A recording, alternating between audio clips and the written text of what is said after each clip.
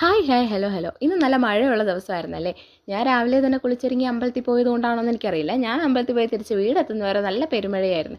എന്തായാലും നനഞ്ഞ് എന്നാൽ പിന്നെ കുളിച്ച് കയറാന്നുള്ള മട്ടിൽ മാമി വിളിച്ചിട്ട് പറഞ്ഞേ ഇവിടെ അടുത്തൊരു അമ്പലത്തിൽ സമൂഹ സദ്യയുണ്ട്, നമുക്ക് അങ്ങോട്ട് വിട്ടാലോ.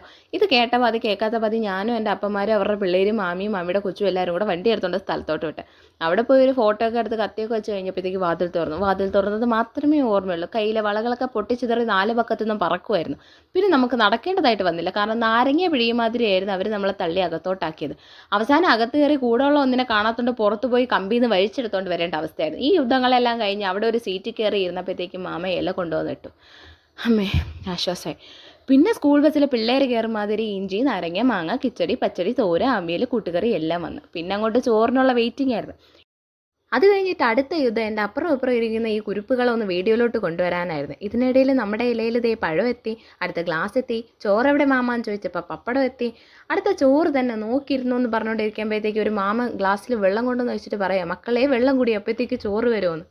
അവസാനം ദേ ചോറെത്തി, നല്ല ചൂട് പരിപ്പ് കറി എത്തി. ഇത് രണ്ടും കൂടെ കൂട്ടി അങ്ങോട്ട് മിണുങ്ങുമ്പം അണ്ണാക്ക് പൊള്ളാണ്ട് ശ്രദ്ധിക്കണം. കുറച്ച് ബാക്കി വന്ന ചോറ് മാറ്റി വെച്ച് അത് സാമ്പാറും കൂട്ടി അങ്ങോട്ട് കഴിക്കുക. പിന്നെ ആ ഒഴിഞ്ഞ വാഴയിലയിൽ നല്ല അടപ്പായസവും പരിപ്പ് കറിയുടെ കൂടെ പോലും കൂട്ടാണ്ട് വെച്ചിരുന്ന പപ്പടവും പഴവും കൂട്ടി അങ്ങോട്ട് കഴിക്കാം. അവസാനം നല്ല സ്വാദുള്ള രസം, പുളിശ്ശേരി, മോര് ഇതെല്ലാം കൂടെ അങ്ങോട്ട് മോന്തിയപ്പോഴത്തേക്കും ആഹാ അന്തസ്. പിന്നെ കുറച്ച് മഴയൊക്കെ കണ്ടിട്ട് ഞങ്ങളെല്ലാവരും വീട്ടിലോട്ട് പോന്നു. അപ്പം അത്രേ ഉള്ളൂ. Bye bye.